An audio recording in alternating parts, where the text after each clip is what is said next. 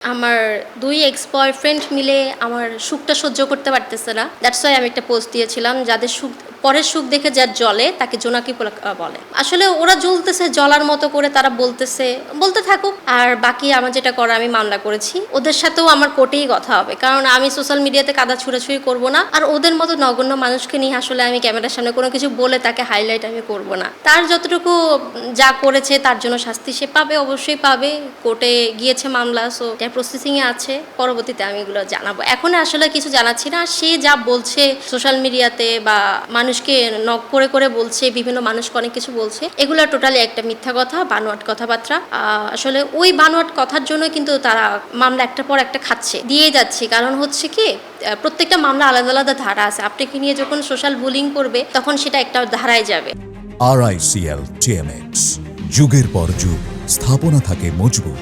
আপনার থেকে যখন টাকাগুলো নিয়েছে, আপনার বাসা থেকে টাকা চুরি করে পালিয়েছে, তখনের মামলাটা আরেকটা ধারায় যাবে। তো প্রত্যেকটা মামলা আলাদা আলাদা ধারা। দ্যাটস ওয়াই হচ্ছে আমার ৪-৫টা মামলা দেওয়া হয়েছে তাদের নামে। একটাকে ৫টা দিচ্ছে, আরেকটাকে একটা দিচ্ছে। ওইটাই মেন আসামি। ওইটার জন্যই হচ্ছে আমার সেকেন্ড বয়ফ্রেন্ডের সাথে, মানে সেকেন্ড জনের সাথে আমার পরিচয় হয় অ্যাজ এ অ্যাডভোকেট। আপনারা যার কথা বলছেন, আমি আসলে যখন আমার টাকা চুরি করে পালাই আমার বাসা থেকে, তো তখন আমি মামলা দিতে চাই, নারী নির্যাতন মামলা। তখন অ্যাডভোকেট খুঁজতেছিলাম।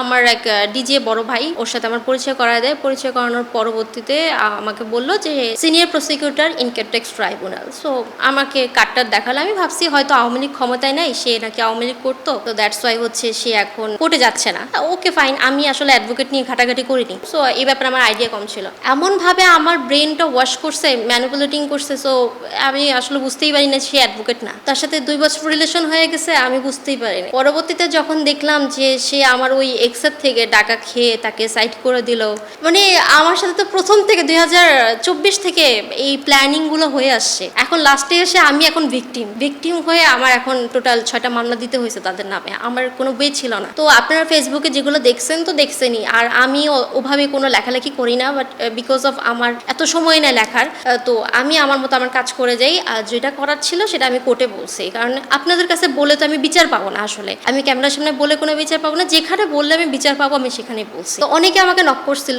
প্রেসে এই ব্যাপারগুলো জানার পরে, যে আপু আপনার থেকে এই ব্যাপারে কিছু জানতে চাই। আমি বলছি যে ভাইয়া, আমি এখন এই ব্যাপারে কিছু বলবো না, যেহেতু আমার মামলা চলছে। মামলাগুলো যখন হয়তো যদি অ্যারেস্ট হয় বা অ্যারেস্ট না হয়, জামিনও নেয়, তখন গিয়ে আমি এগুলো কোর্টেই মানে মামলার যে পেপারগুলো থাকে ওগুলো দেখিয়ে তখন আমি কথা বলবো, প্রেসমেন্ট করবো। তার আগে আমি মুখ খুলতে চাই না এসব ব্যাপারে।